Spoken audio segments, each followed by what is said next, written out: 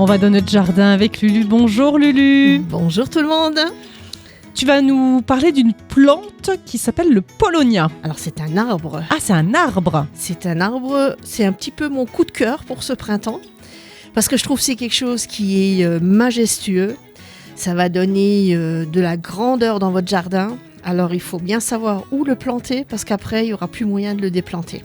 Ah oui, il faut être sûr de son coup. Exactement. Alors le Paulownia, c'est quelque chose qui va pousser très très vite. Il peut faire 40 cm, 50 cm par an, des fois 1 mètre. Ça dépend de la sorte qu'on va prendre. Okay. Et ce qu'il y a, c'est qu'il va descendre aussi très profondément. C'est-à-dire qu'il va vraiment chercher dans la nappe phréatique. Jusqu'à 4-5 mètres, il va pouvoir descendre dans la terre pour se chercher de l'eau. Il ne faut pas le mettre trop près de la maison. Alors déjà, on ne va pas le mettre trop près de la maison. On va déjà voir où c'est qu'on peut le mettre. Parce que quand on a un petit jardin, alors déjà, c'est un peu râpé parce qu'il va être trop grand. Il faut quand même savoir qu'il peut, au bout de 7-8 ans, arriver jusqu'à 20 mètres de hauteur. Et avoir une circonférence entre 4 et 6 mètres. Bon, c'est pas rien là. Hein. Voilà, donc ça peut être un arbre unique dans son jardin. On peut faire une pièce maîtresse, on va dire. Et sinon, si on a un grand jardin, moi je dis allez hop, planter parce que c'est vraiment quelque chose de super. Alors il va avoir des feuilles toutes larges en forme de cœur.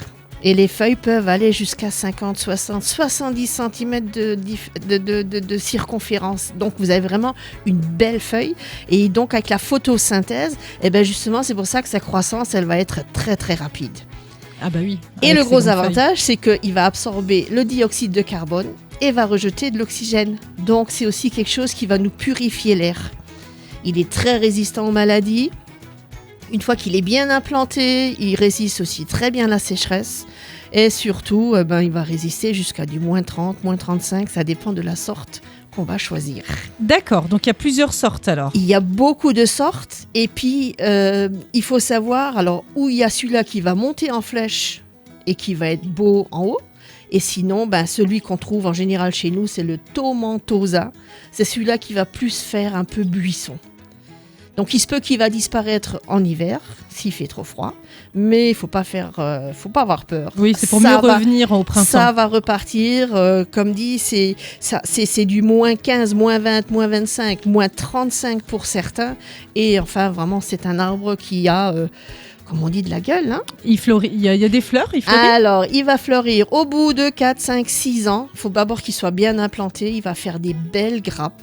Alors, les grappes, elles vont être de plusieurs couleurs. Hein. Elles peuvent être blanc, rose. Moi, j'en ai vu en Espagne. C'est magnifique. Ça sent le miel. Et d'ailleurs, on peut en faire du miel avec du Paulownia. Exactement. Et le bois de Paulownia est utilisé de plus en plus pour faire des meubles, des surfs, des choses comme ça.